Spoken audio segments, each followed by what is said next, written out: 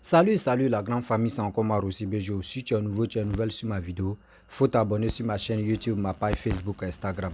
N'oubliez pas de partager mes vidéos et aussi liker. Bref, la famille, je voulais vous présenter une petite vidéo de Ben de New York. Voici un activiste, oui, un activiste de RHDP qui est en train d'exprimer sa colère et aussi ses vérités sur la sortie du PPACI. Parce que aujourd'hui, on est là, on voit des choses que beaucoup de personnes négligent. Mais de nos jours, où on est maintenant au XXIe siècle, on ne va plus négliger quelque chose. On doit tout détailler, expliquer au monde entier que, et aussi expliquer à cette jeunesse que voici ça, voici ça, voici ça, voici ça. Pourquoi j'ai dit ça? Avant, j'ai tellement mal, où on avait plus de combien de réseaux, combien de puces, combien de trucs, plateformes mobiles. On avait plus de 6 réseaux. Et 7 réseaux. Parmi les 7 réseaux, il y a 3 réseaux qui sont restés. Les 4 autres, on ne sait même pas où sont partis. Donc des petits sorties de PPACI qui sont là matin, midi, soir. Oui, d'autres disent 6 va devenir 9, 9 va devenir 6. D'autres disent on va faire ceci, d'autres disent on va faire cela, on va faire comme ça, on va faire ceci. Faisons beaucoup très attention. Je le dis haut et fort, faisons beaucoup très attention. Si on dit on va laisser, oh ça là ce n'est rien, ils sont là parler dans le vide, il n'y a rien, il n'y aura rien. C'est dans il n'y aura rien que un jour, on va attendre que oui, le pays encore s'enflamme. Oui, deuxième guerre, il y a encore là, en Côte d'Ivoire. Pourquoi il dit ça? Les sorties de Laurent Gbagbo, il y a des gens qui me disent, oh mon petit, il faut laisser ça là. Ceux-là, ils sont là courir, il n'y a rien dedans. Oh, ceux-là, ils sont là parler dans le vide comme ça. Mais est-ce que demain, là, ils vont dire ça? Je ne suis pas là pour ça. Il est temps en même temps d'interpeller les Ivoiriens, de dire, la jeunesse ivoirienne, il est temps d'aller vous enrôler. Oui, il est temps d'aller vous enrôler pour que vous-même, vous attrapez vos destins dans votre main pour dire, nous on est fatigués des politiciens. Des politiciens qui veulent venir au pouvoir, ne pas travailler là. Nous on est fatigués d'eux. Que nous là, on ne peut pas rester là, et 10 ans ou 5 ans ou 20 ans ou 17 ans sur notre vie. Et on est là, on tourne en rond, on est fatigués pour cela. On veut que nos pays se développent pour qu'au moins là, on puisse taper nos poitrines pour dire, on puisse être fiers, pour dire non que nous on est fiers de notre pays. C'est ça on veut. Mais on ne peut pas dire non que oui, j'aime telle personne, je déteste telle personne, j'aime ceci, j'aime cela, et puis on va rester dans le billard. Non, on est fatigué pour cela. La famille, vraiment j'aimerais vous présenter la petite vidéo de Ben de New York. Papa, vraiment, je te respecte. Parce que tes sorties, quand tu écoutes maintenant, tu dis ouais, il y a eu vraie sortie. Et tes sorties même me donnent encore la volonté, me donnent encore la rage de vous écouter à chaque fois. La famille, voici la vidéo. Oui, salut à tous, je suis Ben Sangaré, je suis pro Alassane Ouattara. Vous savez, nous avions tous vu la grande sortie du PPACI dirigée par M. Laurent Gbagbo. Je voudrais ici profiter de cette vidéo pour dire aux 20% des Ivoiriens, parce que, qu'on le veuille ou pas, le PPACI est un parti faible. La seule différence, c'est que le PPACI est un parti qui a la tchatch. Parce qu'il faut savoir que le PPACI est un nouveau parti, c'est vrai, mais le PPACI a des dirigeants ou sont dirigés par des personnes qui ont eu la chance de diriger la Côte d'Ivoire. Donc nous savons le poids réel de ces personnes. Je voudrais ici dire à ces 20% de personnes ou d'Ivoiriens de ne pas se tromper de cible. Nous avions tous vu M. Laurent Gbagbo pendant sa grande sortie qui a présenté Nadi Bamba aux Ivoiriens et ensuite qui a promis à la jeunesse une banque de jeunes. Vous savez, moi je voudrais ici dire au PPACI, le plus important pour nous, ce n'est pas la personne de Nadi Bamba, ça ne nous intéresse pas. Les promesses en un point fini, nous n'en voulons plus. M. Laurent Gbagbo a dirigé la Côte d'Ivoire pendant 11 ans. Et en 11 ans, M. Laurent Gbagbo n'a pas été capable de nous parler de son bilan. En 11 ans de gestion de M. Laurent Gbagbo, il n'a pas été capable de nous montrer une seule chose digne de ce nom qu'il a fait, qui a changé la vie des Ivoiriens. Donc je voudrais dire aujourd'hui à cette jeunesse qu'on ne peut pas avoir le président Alassane Ouattara, celui qui dit et qui fait, et aller suivre M. Laurent Gbagbo, qui n'a rien apporté à la Côte d'Ivoire. Absolument rien. Parce que quand on demande le bilan de la gestion de M. Laurent Gbagbo, on nous parle de rébellion. Mais la rébellion n'a pas empêché M. Laurent Gbagbo d'être riche.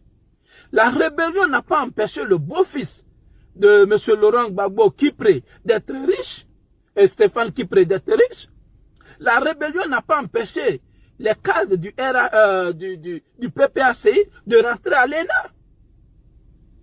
Mais moi, je pense qu'arrivé à un certain moment, il faut que le PPACI arrête. Si le PPACI veut faire de la politique, il faut que ça soit de la politique civilisée.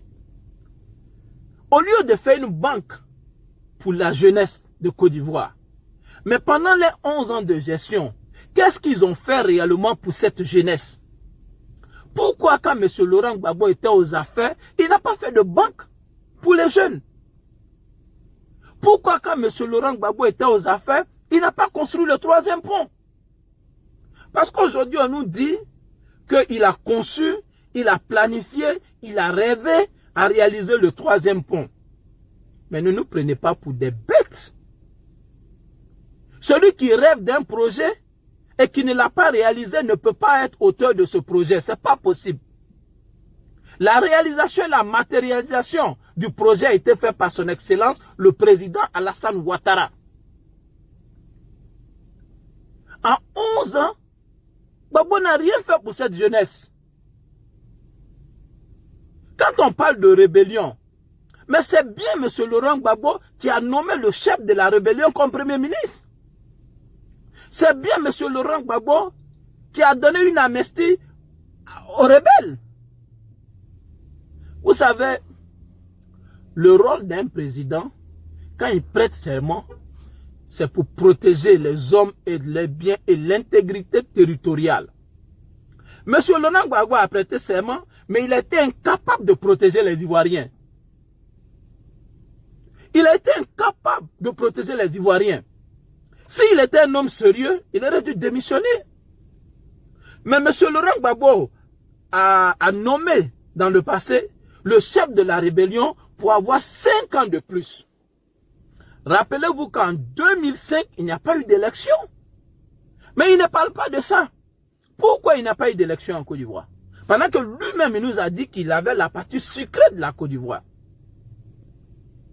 À Odiene, il n'a pas fait d'investissement, ni à Bouaké, ni à Korogo. Mais qu'est-ce qu'il a fait réellement dans cette petite partie de la Côte d'Ivoire? Moi, je voudrais dire aux Ivoiriens que la seule personne capable de garantir la stabilité en Côte d'Ivoire, c'est le président Alassane Ouattara et le RHDP. La seule personne soucieuse du bien-être des Ivoiriens, c'est bien le président Alassane Ouattara. Pourquoi? Nous avons les arguments parce que les réalisations sont là. C'est celui qui est soucieux de la santé des Ivoiriens. Il construit des hôpitaux, des CHE. C'est celui qui est soucieux de l'éducation des Ivoiriens, de la jeunesse surtout. Il construit des universités. Il investit dans l'emploi jeune. C'est celui qui pense au bien-être des Ivoiriens, qui augmente les salaires des fonctionnaires, qui augmente le SMIC. Moi, je veux des trucs concrets. Il faut que le PPACI nous parle de leur bilan. C'est pas possible que M. Laurent Gbagbo revienne diriger la Côte d'Ivoire. C'est pas possible parce qu'il a passé sur la balance et il n'en valent pas la peine. Le président Alassane Ouattara est le meilleur de sa génération. Le président Alassane Ouattara, c'est celui qui promet et qui réalise. Le président Alassane Ouattara, c'est celui qui garantit la paix et la stabilité territoriale de la Côte d'Ivoire. Les preuves sont là. À pas promettre aux Ivoiriens que Laurent Gbagbo nous dise exactement ce qu'il a fait pour la Côte d'Ivoire. Parce que nous disons, nous, jeunes de Côte d'Ivoire, nous disons que son bilan a été le bilan le plus négatif de tous ceux qui ont dirigé la Côte d'Ivoire. Qu'ils nous mettent au défi, qu'ils nous parlent. Parce que nous voyons que le PPACI parle des matchs retour. Moi, je dis au PPACI, il faut qu'on laisse faire de match retour parce que le match retour, ce n'est pas bon pour eux. Ils ne peuvent pas gagner le match retour. Parce que quand eux, ils étaient au pouvoir, ils avaient l'armement de la Côte d'Ivoire. Ils avaient les finances. Ils n'ont pas pu gagner. Ce n'est pas maintenant qu'ils vont gagner. Nous voulons une Côte d'Ivoire de paix. Nous avons un homme à la carrure d'Alassane Ouattara qui nous a appris une nouvelle manière de faire de la politique civilisée, la politique du bien-être. Je vous remercie. Bref, la famille, vous-même, vous avez écouté ce que vraiment Ben de New York, papa que je respecte, un papa que je respecte beaucoup. Parce que je le respecte parce que c'est mon père d'abord en âge. Et aussi, ses propos aussi, quand tu écoutes toi-même, tu es ému, tu es content, ça te rassure encore de dire voici quelqu'un, un monsieur qui dit ces 10 vérités. Et dans ces 10 vérités, tu constates que oui, il est honnête. Voici des gens qui sont vraiment honnêtes, qui interpellent surtout les Ivoiriens, de dire faisons beaucoup très attention. Parce qu'il parle pas avec la violence, il n'incite pas aussi la haine. Il dit ce qu'il lui pense. Donc quand nous qui sommes sur les réseaux sociaux, quand nous on parle, on vous explique vraiment ce qu'il nous pense. Il ne faudrait pas que demain, là, nos petits frères ou soit nos grands frères, nos parents disent « Ah, mais vous hésitez sur les réseaux sociaux, pourquoi vous n'avez pas parlé de ça ?» Aujourd'hui, tout est gâté et c'est là maintenant où vous voulez vraiment nous donner conseil. On dit prévenir mieux que guérir. Donc nous, on prévient. Nous, on est là pour prévenir les gens. Il ne faudrait pas que demain, là, les gars souffrent encore. Voici des gens qui sont là matin, midi, soir, qui font des vidéos, soit qui font des meetings, qui font des conférences, qui font des sorties, par-ci, par-là, dans les quartiers, qui n'apportent rien dans les dits. Parce que quand tu écoutes les propos, quand tu écoutes les dits, les gens ne nous apportent rien, sérieusement. Les gars ne nous apportent rien de bon.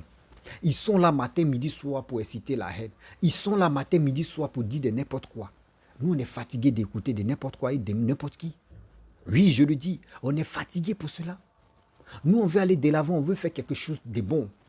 On veut que la Côte d'Ivoire puisse être fière de nous, les Ivoiriens. On ne peut pas rester là, j'aime lui là, j'aime ceci, oh, j'aime ceci, j'aime cela. Mais quand tu aimes quelqu'un, il faut l'aimer parce que l'acte qu'il pose, ou soit l'acte qu'il a posé, ça t'a vraiment ému, ça t'a vraiment encouragé et ça t'a vraiment aidé à l'évolution de ton pays. Moi, je ne me bats pas. Moi, je ne me bats pas parce que j'ai dit, oui, je vais soutenir telle personne, il va me donner de l'argent. Non. Moi, je me bats pour mon pays qui est la Côte d'Ivoire. Parce que trop, c'est trop. On est fatigué. Nous, la jeunesse, on est fatigué. Quand ça commence là, c'est nous, on prend les pots cassés. Mais quand ils sont à l'aise là-bas, là, nous, on n'est pas au courant. C'est nous, on est là, on se tape la tête. S'il vous plaît, de grâce. La jeunesse ivoirienne, s'il vous plaît, de grâce. On doit faire beaucoup attention. On doit faire profil bas. On doit aussi s'aimer. Il ne faut pas on va se détester à cause des politiciens. Oui. À cause des politiciens, moi, je ne peux même pas détester mon frère ou mon voisin. Jamais de la vie. Parce que les politiciens, quand ils viennent au pouvoir, la seule chose que nous, on veut qu'ils n'ont qu'à travailler, c'est pour le pays. C'est l'avancement de mon pays. Sinon, je ne veux pas que vous dites non, que oui, Alassane est au pouvoir, je vais avoir des millions, Bédi va venir au pouvoir, je vais avoir des millions, Gbagbo va venir au pouvoir, il va aider mes parents, il va avoir des millions. Ce n'est pas ça, moi, je veux. Parce que ceux qui veulent être comme cela, là, aide là, quand ils vont te donner, là, tu vas aller dépenser cet argent, tu vas aller manger, tu vas chier. C'est fini. C'est fini. Mais si aujourd'hui ton pays est développé, tu peux aller dans les endroits où toi, tu vas travailler jusqu'à... Aujourd'hui, comme ça, hier, j'ai appelé un ami. Pas moi un ami, mais un bon petit. Que quand j'étais en Côte d'Ivoire, j'ai marché avec lui, c'était mon bon petit. Je lui ai dit, mais mon petit, tu fais quoi maintenant? Il dit non, que lui, il travaille à la zone. Il dit, tu travailles à la zone. Zone d'où? Il dit, zone industrielle de Yopougon, là, c'est là-bas, il travaille. Il dit, ah bon. Il dit, mais là-bas, là, on te paye combien? Ou comment vous travaillez? Il dit, ah, vieux, grand frère, vraiment, ici, là, c'est pas... Maintenant, on signe. Quand tu viens, soit on te dit non, que 6 mois, contrat de 6 mois, contrat de 1 an. Voilà, ça dépend. Contrat de 6 mois, contrat de 1 an. Il dit, ah bon? Il dit, mais bon, quand moi, je travaille à la zone là-bas, moi, chez nous, il n'y avait pas de contrat. C'est rare que tu pouvais voir où on fait les contrats. Voilà, dans les autres sociétés, on peut faire, mais ici où moi, je travaillais là, il n'y avait pas trop de contrats. Tu viens, tu travailles. Du lundi au vendredi, tu travailles. S'il y a les heures supplémentaires, tu peux le faire. Souvent aussi, quand production, on manque de production, on dit samedi, venez travailler samedi. C'était comme ça. Il dit, ah, mais là-bas où tu travailles, là, c'est combien on te paye? Il dit non, on me paye. euh, il a dit c'est pas quinzaine, on les paye. Mais dans le mois, on les paye. Lui, dans le mois, il touche 150 000. Il dit, ah bon? 150 000? Ben nous, en nos temps, 2008, 2007, 2008, 2009, là, jusqu'en 2010, là, nous, on ne touchait pas ça, là. Il dit, ah, maintenant, là, tout a augmenté, tout a évolué. Hein. Il dit, ah oui, c'est vrai. Il dit, oui, c'est ça, tu es là. Maintenant, là, c'est pas seulement ce qui tu nous tue un peu, c'est parce que c'est pas contrat. Sinon, si c'était comme on était vraiment embauché, mais là, j'étais. Et puis, embauché, là, lui, il y a les tarifs. Hein. Les embauchés, ils ont les tarifs. Et puis, les journaliers, ils ont les tarifs. Imaginez-vous. Quelqu'un qui gagne au moins plus de 150 000 francs CFA à la zone là-bas. Est-ce que cette personne-là, si on dit non, que oui, il y a meeting ici, il y a meeting de Laurent Gbagbo ici, il y a meeting de Alassane ici, est-ce que la personne va aller là-bas? Il va aller là-bas? Non. Il va aller travailler. C'est ça, moi, je veux que la jeunesse s'élève aujourd'hui pour dire non, que oui, on va aller travailler. Zone là, ça ne trahit pas. Zone là, il y a toujours des gens on cherche pour venir travailler. Ne restez pas à la maison pour dire non que oui, moi j'attends, oui, quand Laurent Gbagbo va sortir, ou quand telle personne va sortir, on va sur telle personne. S'il vous plaît, à la zone là-bas, là, il y a de l'argent. Moi, j'ai déjà travaillé à la zone. Moi, quand moi j'étais en Côte d'Ivoire, là, dans les coins où moi j'ai travaillé, là, il y a plein. Parce que moi, je ne dormais pas. Je ne restais pas à la maison pour dire je vais rester à la maison, je vais ronfler ou je vais faire quelque chose. Non. Parce que moi, je sais. D'où moi, je connais, moi, ma famille, nous sommes modestes. Donc, je ne peux pas dire non que oui, ma famille est riche, je vais rester là. Et puis, moi, dans ma tête, quand j'étais petit, les politiciens, quand ils font les meetings là, moi, je n'arrive pas là-bas. Il dit là-bas, là, on peut dire il y a bousculade là-bas, ou soit il y a quelque chose là-bas qui va mal se tourner là-bas. Il ne faut pas y prendre balle perdue. Donc, quand ils voient au moins ces 100 personnes, 50 personnes sont réunies là-bas, là, ils voient, il dit, il y a quoi là-bas? On me dit non, il y a tel truc, ils quittent là-bas en même temps. C'est comme ça, moi, je vis. C'est comme ça, moi, je vis. Même actuellement, même, c'est 6 mois. Donc, pour cela, là, pourquoi les Ivoiriens, cette jeunesse, on ne peut pas s'élever pour dire qu'on va faire telle chose, on va faire ceci. La zone là, là-bas, on peut trouver du boulot. On peut trouver du boulot. On peut trouver du boulot. Moi, j'ai travaillé dans plusieurs zones, dans plusieurs boîtes, à la zone là-bas. J'ai travaillé dans plusieurs boîtes aujourd'hui. Moi, quand j'étais là-bas, moi, je n'étais pas famille pour dire non que oui, je vais demander de l'argent de temps en temps. Non, non, non. J'ai gagné ma vie tranquillement, un peu, un peu. Mais aujourd'hui, tu vas demander à un jeune. Quand tu vas lui parler, il dit non, c'est la politique. Oui, ça Alassane, tu nous empêches de ne pas travailler. Ça Alassane, tu nous empêches. Ça Alassane, tu es en train d'augmenter tout. Ça Alassane, tu es en train de faire ça. Arrêtez de mettre ça sur des politiciens. C'est nous-mêmes, on doit décider de dire on doit faire telle chose, on doit faire telle chose, on doit faire ceci, on doit faire cela. Ne compte pas sur les politiciens. Parce que si un politicien vient au pouvoir, aujourd'hui, un leader vient au pouvoir, la seule chose qu'il peut faire, c'est pour travailler pour ton pays. C'est là que tu vas en bénéficier. Sinon, le reste là, ne dis pas que oui, il va venir au pouvoir, il va avoir l'argent. Mon frère, où tu es là, où tu es en train de dormir là, Gbagbo que tu dis Gbagbo, s'il vient au pouvoir là, où tu dors là, tu vas toujours dormir là. Bédié, mais que tu dis Bédié, où tu dors là, s'il vient au pouvoir là, tu vas dormir là encore, ça ne va pas changer. Alassane, même tu es en train de travailler pour ton pays là, où tu es en train de dormir là, ça ne va pas changer aussi. Néanmoins, si le développement va toucher ta natte là, il va venir changer. Alassane va venir changer ta natte où tu es en train de dormir parce que le développement va arriver là. Soutenons celui qui est en train de développer le pays. Aujourd'hui, regardez, il y avait tellement d'accidents par-ci, par-là. Quand on se lève, on dit oui, il y a telle voiture qui s'est renversée. Voyez ceci. Oui, les gars conduisent très mal. Ils sont comme ça, ils sont ceci, ils sont cela. Mais aujourd'hui, où je vous parle là, on dit permis à point. Tout le monde est resté strict. Tout le monde est resté strict. Chacun dit, Joe, moi, j'ai roulé la voiture doucement. Hein. J'ai conduit la voiture doucement. Il ne faut pas, ils vont enlever mes points. Aujourd'hui, maintenant, quand tu coins quelqu'un, tu es dans un problème. Au Maroc, où nous, on est ici, là, au Maroc, un Marocain va cogner son frère marocain. Ou quelqu'un, surtout son frère marocain. Accident seulement, on te dit d'abord 5 000 euros. Accident seulement, 5 000 euros d'abord. Tu as dédommagé la personne, 5 000 euros. Et après, maintenant, toi, mais tu vas t'occuper de lui. Jusqu'en lui-même, il va se rétablir. Jusqu'à sa plaie va finir. Toi, tu es au courant. Ce système-là, moi, j'aimerais que papa doit envoyer ça en Côte d'Ivoire encore. Ou quand tu coignes quelqu'un, et puis on voit que c'est grave là, il doit payer 5 000 euros. Là, c'est clair. Ou soit il doit même payer 5 000 euros. Là, quand il va attendre 5 000 euros, même quand les gars roulent là, ils vont réfléchir. Soyons sérieux. Quelqu'un qui est en train de nous amener le système, il amène le système européen en Côte d'Ivoire. On doit au moins respecter. Grâce à lui aujourd'hui, grâce à Papa Ado, grâce au regardez permis à point. Tu peux prendre permis de Côte d'Ivoire, tu peux aller en France là-bas et puis tu vas rouler. Ils ne vont même pas t'interdire. Parce que grâce au gouvernement, grâce à le développement du pays, c'est comme cela aussi la valeur de nos permis augmente. Mais si ton pays est pauvre, si ton pays ne veut pas aller de l'avant, ils vont te dire non mon frère, vous-même là, vous regardez vos pays, regardez vos passeports, regardez vos manières de réfléchir, regardez vos manières de vivre. Donc comme cela là, si vous arrivez avec vos permis là, ça ne va pas rouler. On voit ça plein. On voit ça plein. Mais c'est quand l'Ivoirien va quitter dans ça. Levons-nous, réveillons-nous quand même. La famille, moi je vous dis toujours, voici 2025 qui approche là. Oui, 2025 qui approche là. Nous-mêmes, on doit prendre nos destins en main. On doit se galvaniser pour dire que oui, on doit voter telle personne qui est en train de développer la Côte d'Ivoire. C'est ça, moi, je veux. C'est ça, moi, je veux. L'évolution de la Côte d'Ivoire. C'est pour cela, moi, je suis venu sur les réseaux sociaux en train de parler à mes frères et mes soeurs. Pour leur dire, faisons beaucoup très attention. Faut pas, on peut être fanatique, c'est bien. Mais toi aussi, avant d'être fanatique, il faut réfléchir. La personne que je supporte là, est-ce que quand il était au pouvoir, il a fait quoi pour mon pays?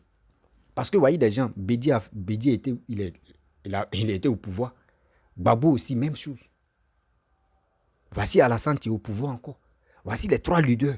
Et ils ont fait les temps.